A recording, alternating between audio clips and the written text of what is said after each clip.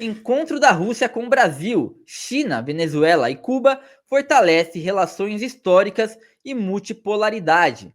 Presentes em Moscou para a celebração do 80º aniversário do Dia da Vitória, líderes demonstraram disposição em construir parcerias estratégicas, não apenas em benefício mútuo, mas em prol do desenvolvimento global. Esse texto é do Juan Pablo Duque, do La Jornada, uma tradução da nossa querida Beatriz Canabrava. Quais os destaques do texto, Gui? Então, na semana passada, a gente teve as comemorações do Dia da Vitória na Rússia. Vários países estiveram presentes lá, inclusive Lula foi, e isso está sendo bem atacado aqui pela grande mídia no Brasil.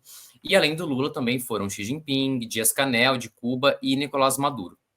Eles se encontraram, e aí houve comentários, né, em relação a esses encontros ali, depois essas declarações foram feitas por esses líderes. É interessante a gente entender o que eles dizem, entender como essas relações estão sendo fortalecidas e o sentido do que eles falam, né? Porque além de eles valorizarem a relação histórica entre esses países ao longo de décadas, então eles valorizam muito isso, essa relação desses países desde a União Soviética, eles também falam muito sobre fortalecer os laços e muitos dos discursos citam, por exemplo, que o mundo ele tem que ser regido, por exemplo, pela Carta das Nações Unidas, pelo direito internacional, o que vai de encontro contra, né, as declarações, por exemplo, que Biden fazia, os democratas faziam, de querer que o mundo siga essa ordem mundial baseada em regras do Ocidente, não necessariamente do direito internacional. Além disso, eles falaram muito sobre cooperações, sobre fortalecer laços, por exemplo, em vários setores, como energia, como comércio, mas também citam muito a questão da multipolaridade e de fortalecer o desenvolvimento internacional, desenvolver a segurança internacional. Quando, por exemplo, o Xi Jinping fala sobre o apoio, né, esse apoio mútuo da Rússia e a China, o Xi Jinping fala sobre a guerra na Ucrânia, fala não só que a guerra precisa ser resolvida, esse conflito precisa ser resolvido, mas que precisa ser considerado as necessidades de segurança dos países, que é algo que vem sendo negado pelos acordos sugeridos pelos Estados Unidos ao longo do tempo, por exemplo. Então, essas são o escopo geral assim, que a gente pode citar. A gente pode começar falando, por exemplo, sobre a reunião com o Dias-Canel, que foi na quarta-feira. O Dias-Canel foi na quarta, a China foi na quinta-feira, o Lula foi no dia 9, na sexta-feira, após as celebrações do Dia da Vitória, e a Venezuela também foi na quarta-feira. E o Dias-Canel, por exemplo, ele fala o seguinte, que Rússia e Cuba, ele fala o seguinte, nos unem valores essenciais de defesa do multilateralismo, do direito internacional, dos princípios e propósito da Carta das Nações Unidas, frente às tentativas de impor uma ordem internacional baseada em regras do Ocidente, nas políticas imperialistas e hegemônicas e na imposição de cruéis sanções e medidas coercitivas unilaterais. Sanções essas que não atingem apenas Cuba, mas também a Rússia. Gui, para começar aqui a minha parte, eu queria falar que acho que para a gente entender o que esse texto tem de melhor, assim, a gente tem que refletir, acho que 3 pontos que o texto levanta. O primeiro, para mim, é a Rússia como ator fundamental da desconstrução da ordem imperialista, né? Apesar das tentativas ocidentais de isolar a Rússia, a sua aproximação estratégica com o sul global prova que as sanções falharam. A Rússia não só sobreviveu ao cerco econômico, como se fortaleceu como parceria energética, militar e tecnológica de nações soberanas. O fim do monopólio do dólar, como acordos em moedas locais, o rublo, o yuan e o real, estão minando a arma financeira dos Estados Unidos. Também tem a nova rota da soberania, a cooperação em áreas como energia nuclear, defesa e alimentos, mostram que o sul global não precisa se ajoelhar para comercializar. Segundo ponto, Brasil, Venezuela e Cuba. O Brasil do Lula está corrigindo o erro histórico de se alinhar aos Estados Unidos e retomando seu papel de líder do sul global. E essa ida do Lula meio que é mesmo uma forma de peitar, porque quando a gente fala de se alinhar aos Estados Unidos, também tem um preço, porque aí a grande mídia pega mais leve com ele. Quando ele se desalinha dos Estados Unidos, aí a grande mídia começa a pegar mais pesado, a criar fofocas, né, Gui?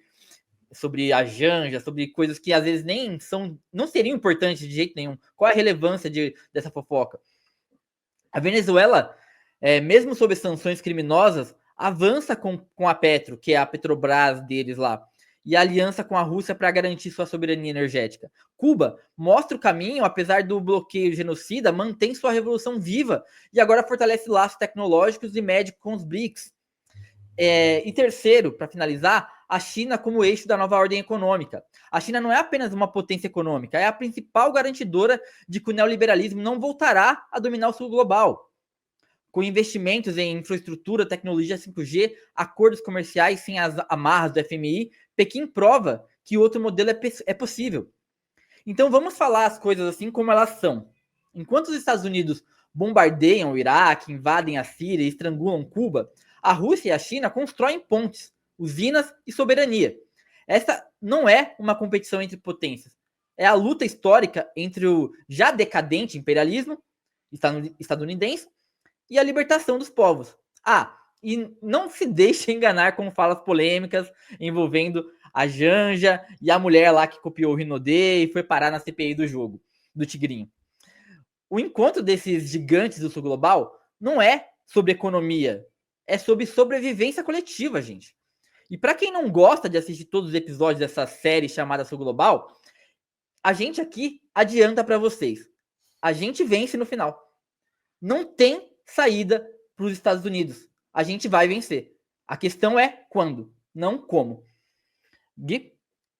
Sim, é nesse sentido mesmo que é interessante, por exemplo, que o Xi Jinping e o Putin, eles falam. Primeiro que é muito legal a forma como eles se encontram, é sempre uma relação de muita amizade, né? Você vê ali uma relação muito amistosa entre os dois e, evidentemente, que existe uma relação estratégica ali também sendo desenvolvida. E eles dizem o seguinte, que essas relações, elas estão se fortalecendo sempre a um novo patamar inédito, independente das pressões internacionais. Então, acho que isso muito tem a ver com o que você está comentando. E uma coisa, isso não cita no texto, é um texto que é um pouco mais técnico, né? Ele traz as declarações, traz ele a descrição de como foi o dia da vitória, mas é interessante a gente entender que é muito simbólico esse encontro na Rússia, né? Não foi, por exemplo, uma cúpula econômica, como a gente vê muitas vezes os líderes se reunindo. Foi realmente um evento de celebração da vitória contra o nazismo, e ter esses países lá, inclusive o Lula, é muito simbólico, justamente no sentido de fortalecer essa multipolaridade, fortalecer a relação entre esses países. Quando, por exemplo, a gente vai para a reunião entre o Putin e Maduro, também eles estão falando de desenvolver parcerias em vários setores, inclusive em questão de segurança. E aí tem uma fala aqui do Maduro que eu acho interessante.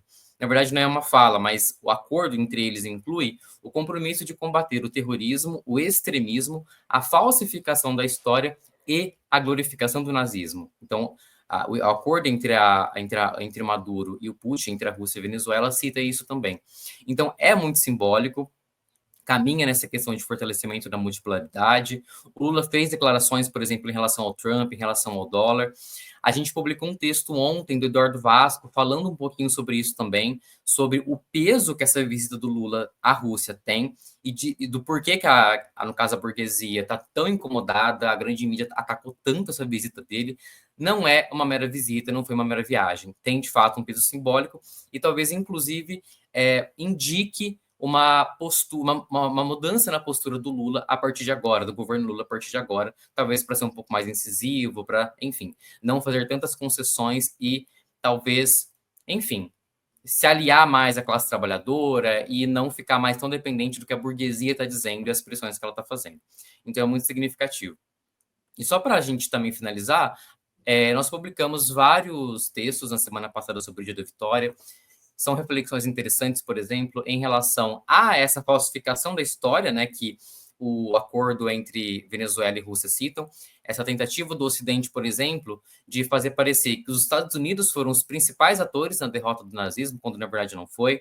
A gente também fala sobre a relação entre a OTAN e lideranças da União Europeia com o nazismo e de como que isso faz com que o terceiro Reich, não sei pronunciar, terceiro Reich, da Alemanha nazista continue com força ainda na Europa por conta dessas lideranças. Então, são reflexões interessantes que a gente convida vocês a estar fazendo. E só para finalizar, que o Putin ele diz o seguinte, durante o discurso, né, que a Rússia foi e será uma barreira intransponível para o nazismo, a russofobia e o antissemitismo. e lutará contra as atrocidades cometidas pelos seguidores dessas ideias agressivas e destrutivas.